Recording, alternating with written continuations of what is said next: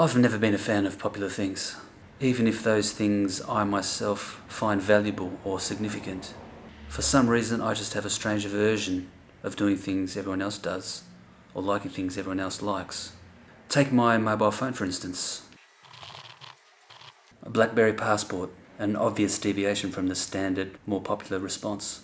Functionally, it's a fairly capable, decent smartphone. Does everything you want it to do. But it has some limitations compared to its more popular, gimmick-filled counterparts. People caught up in the culture of collective consumerism are quick to poke fun at my funny-looking smartphone. But that's why I like it. It's different. It doesn't conform to the norm. It takes a defiant stand against the banal. I just like difference. I like uniqueness. I like individuality. I like things that are hidden and things that take a patient eye to find. I think a person finds far more enlightenment along those empty roads less travelled.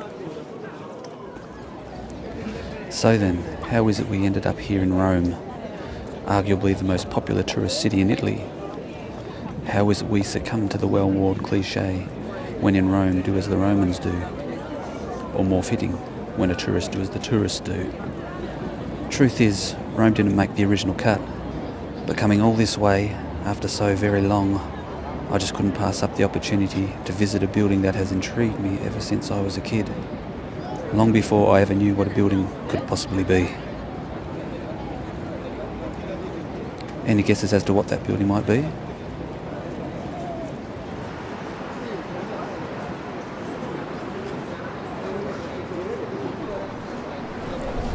The Colosseum? Nah. The Monument to Nothing?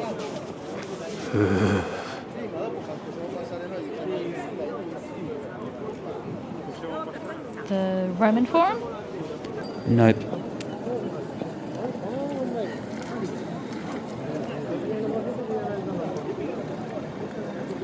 The Trevi Fountain?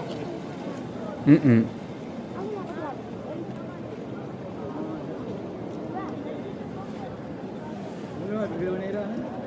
Piazza Navona?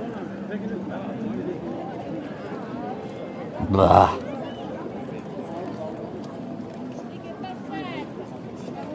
Catacombs? Ooh, close, but no cigar. How about the Basilica of Maxentius? No grazie, no grazie.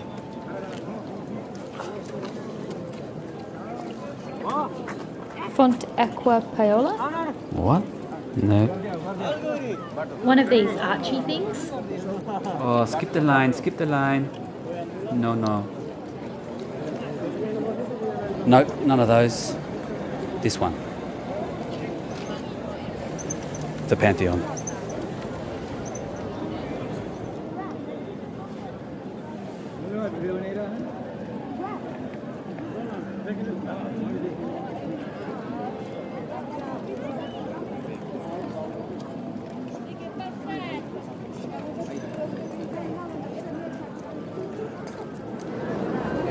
Still a pretty popular building though, isn't it? Don't ruin the drama, sunshine. So, what was it about the Pantheon that caught my attention as a kid? Well, simple really. Had a hole in the roof. A hole in the roof? That's ridiculous. I know, right? To my young mind, the Pantheon was just different. It was unique.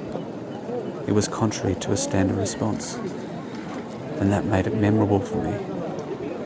The phenomenon of existence could freely shine and teem and swirl into the very stone heart of father culture and disrupt his ordered logic. It didn't make sense, but made total sense at the same time. As an adjunct to this, when I was in my first year of architecture studies, a visiting lecturer came and gave a presentation on something or other. I can't quite remember 20 years on. But in his presentation, I remember he related the experience of when he had visited the Pantheon in his young adulthood. He said the space confounded him so much so that he was overcome with emotion. And at one stage he even shed a tear or two. Well, as I'm sure Sunshine here would attest, I tend to keep my emotions well concealed under a cloak of invisibility.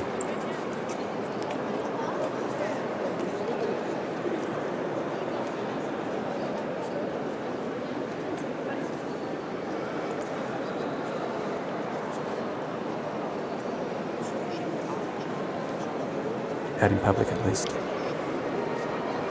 And it seems the older I get, the more blunted off my emotions have become.